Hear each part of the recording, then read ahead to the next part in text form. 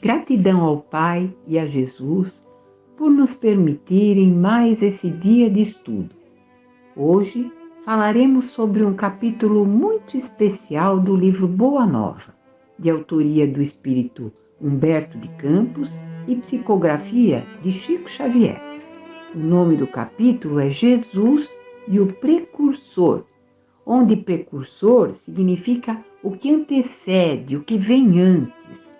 E uma curiosidade é que esse capítulo vai relatar Jesus em um episódio de sua infância, o que é raro, quando da visita de Isabel e de seu filho à sua casinha pobre em Nazaré, onde vivia sua mãe Maria, que era justamente a prima de Isabel. Vamos então a essa leitura desse capítulo, Jesus e o Precursor. Vamos lá. Após a famosa apresentação de Jesus aos doutores do Templo de Jerusalém, Maria recebeu a visita de Isabel e de seu filho em sua casinha pobre de Nazaré. Depois das saudações habituais, do desdobramento dos assuntos familiares, as duas primas entraram a falar de ambas as crianças, cujo nascimento fora antecipado por acontecimentos singulares e cercado de estranhas circunstâncias.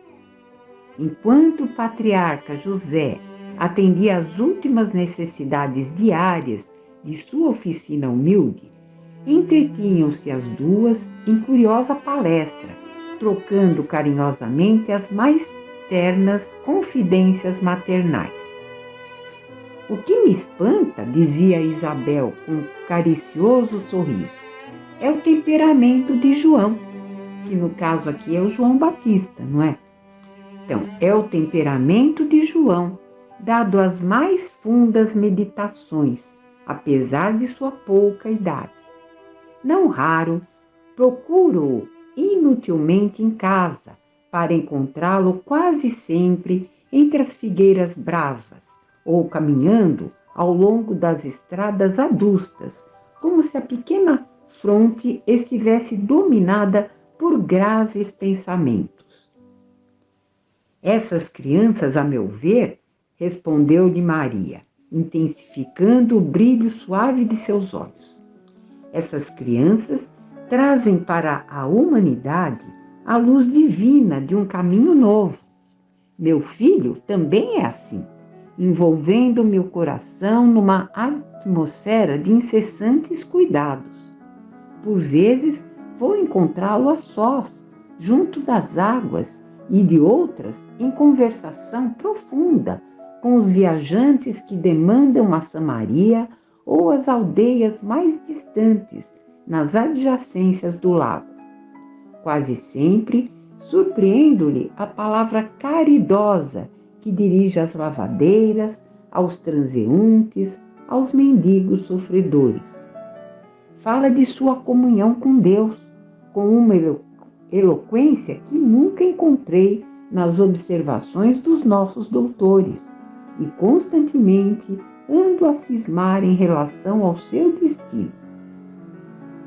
Apesar de todos os valores da crença, murmurou Isabel convicta, nós, as mães, temos sempre o espírito abalado por injustificáveis receios. Como se deixasse empolgar por amorosos temores, Maria continuou. Ainda há alguns dias estivemos em Jerusalém, nas comemorações costumeiras, e a facilidade de argumentação com que Jesus elucidava os problemas que lhe eram apresentados pelos orientadores do templo nos deixou a todos receosos e perplexos. Sua ciência não pode ser desse mundo. Vem de Deus, que certamente se manifesta por seus lábios amigos de pureza.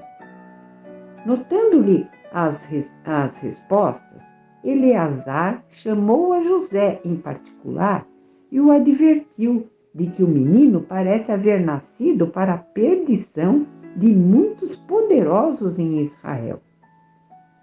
Com a prima a lhe escutar atentamente a palavra, Maria prosseguiu de olhos úmidos após ligeira pausa. Ciente desse aviso, procurei Eleazar, a fim de interceder por Jesus, junto de suas valiosas relações com as autoridades do templo. Pensei na sua infância desprotegida e receio pelo seu futuro. Eleazar prometeu interessar-se pela sua sorte. Todavia, de regresso a Nazaré, experimentei singular multiplicação dos meus temores. Conversei com José mais detidamente acerca do pequeno, preocupada com o seu preparo conveniente para a vida. Entretanto, no dia que se seguiu às nossas íntimas confabulações, Jesus se aproximou de mim pela manhã e me interpelou. Mãe, que queres tu de mim? Acaso não tenho testemunhado a minha comunhão com o Pai que está nos céus? Altamente surpreendida com a sua pergunta, respondi-lhe hesitante. Tenho cuidado por ti, meu filho. Reconheço que necessitas de um preparo melhor para a vida. Mas, como se estivesse em pleno conhecimento do que se passava em meu íntimo, ponderou ele.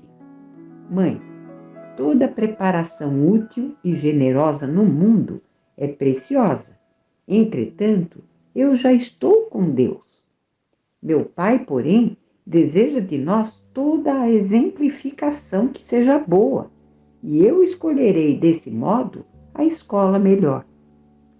No mesmo dia, embora soubesse das belas promessas que os doutores do templo fizeram na sua presença a seu respeito, Jesus aproximou-se de José e lhe pediu com humildade o admitisse em seus trabalhos.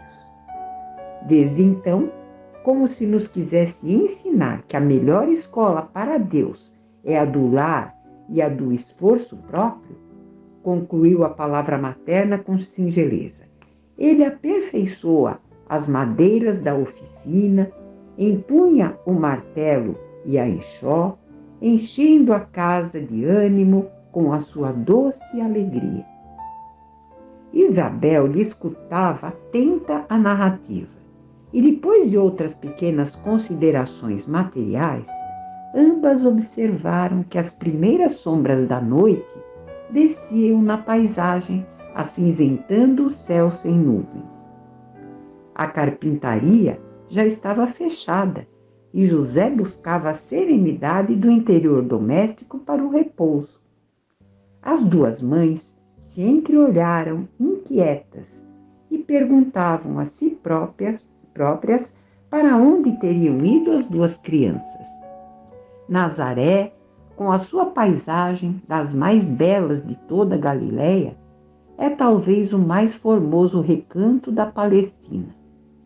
Suas ruas humildes e pedregosas, suas casas pequeninas, suas lojas singulares se agrupam numa ampla concavidade em cima das montanhas, ao norte do Esdrelon. Seus horizontes são estreitos e sem interesse. Contudo, os que subam um pouco além, até onde se localizam as casinholas mais elevadas, encontrarão para o olhar assombrado as mais formosas perspectivas. O céu parece alongar-se, cobrindo o conjunto maravilhoso numa dilatação infinita.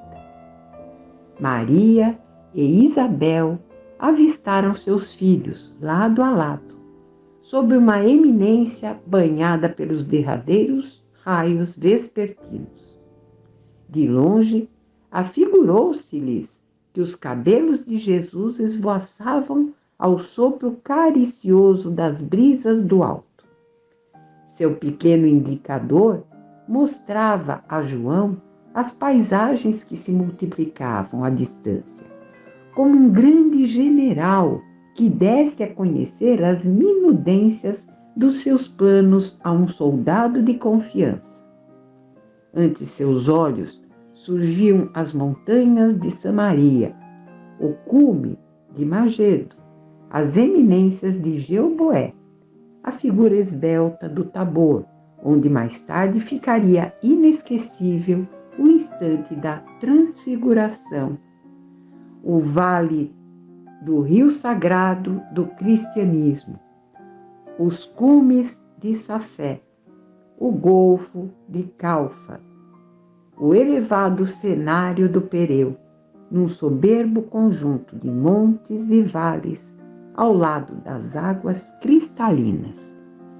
Nós vamos dar uma parada aqui e nós vamos nos remeter a uma passagem de Mateus, capítulo 17, versículo de 1 a 13, que vai comentar justamente essa transfiguração que ocorreu no Tabor, lá no Monte Tabor.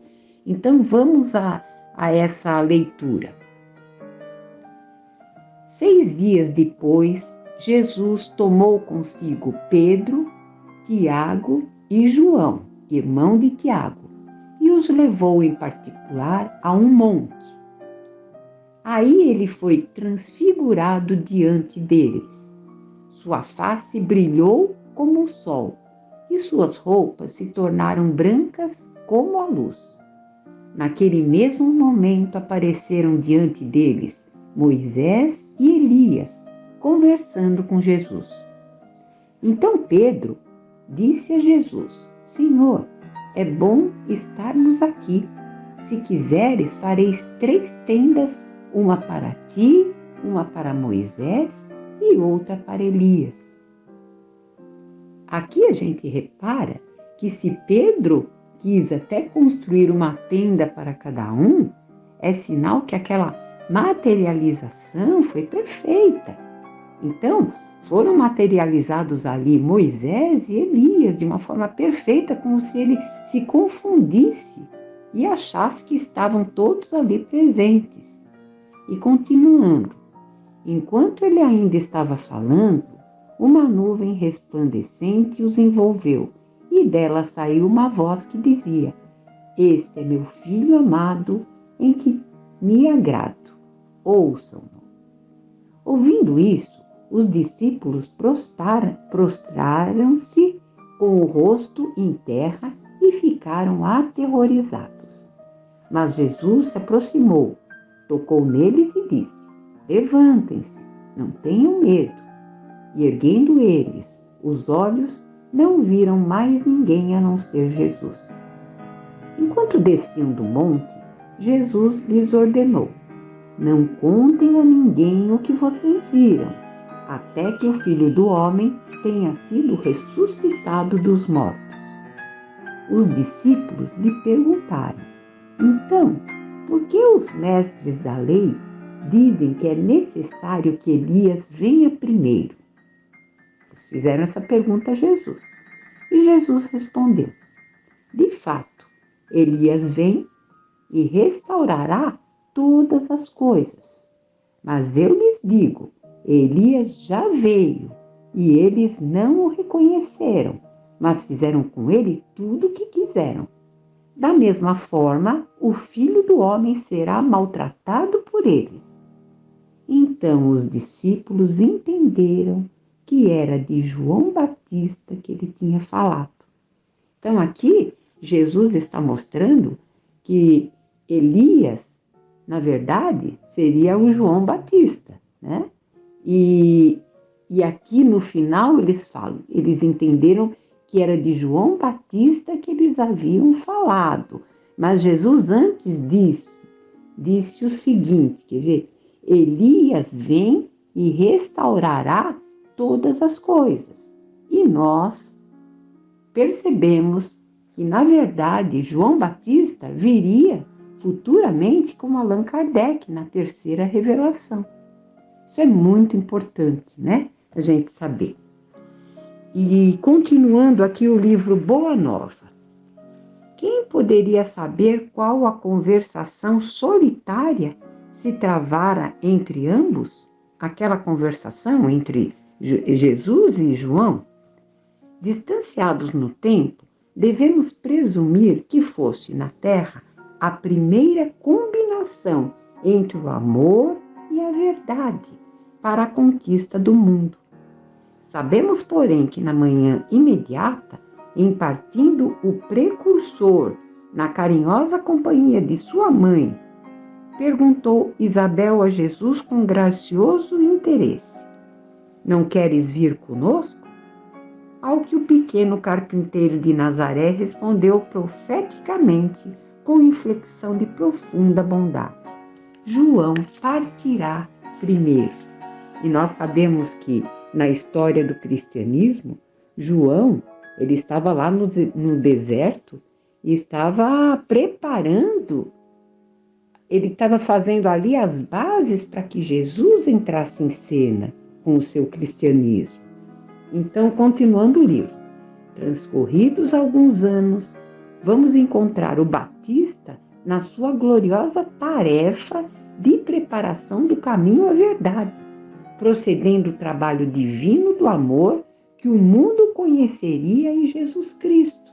Então, aqui ele está falando, né? Que João Batista, na verdade, ele estava preparando o caminho para a verdade, né? Para o amor que viria depois, que seria Jesus Cristo. João, de fato, partiu primeiro, a fim de executar as operações iniciais para a grandiosa conquista. Vestido de peles e alimentando-se de mel selvagem, esclarecendo com energia e deixando-se degolar em testemunho à verdade, ele precedeu a lição da misericórdia e da bondade. O mestre dos mestres quis colocar a figura franca e áspera do seu profeta no limiar de seus gloriosos ensinos, e por isso encontramos em João Batista um dos mais belos de todos os símbolos imortais do cristianismo. Salomé representa a futilidade do mundo. Herodes e a sua mulher, o convencionalismo político e o interesse particular. João era a verdade, e a verdade, na sua tarefa de aperfeiçoamento, dilacera e magoa, deixando-se levar aos sacrifícios extremos. Como a dor que precede as poderosas manifestações da luz no íntimo dos corações, ela recebe o bloco de mármore bruto e lhe trabalha as asperezas para que a obra do amor surja em sua pureza divina. João Batista foi a voz clamante do deserto, operário da primeira hora. É ele o símbolo rude da verdade que arranca as mais fortes raízes do mundo para que o reino de Deus prevaleça nos corações.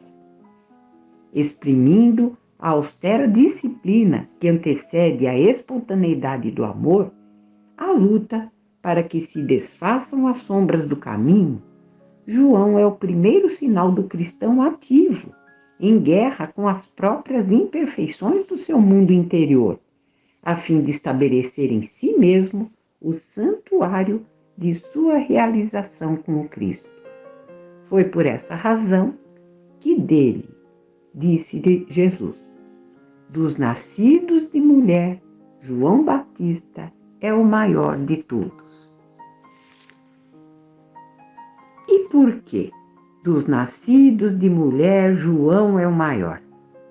Porque, como diz a história, João foi o trabalhador da primeira hora, aquele que esteve em guerra contínua contra suas próprias imperfeições.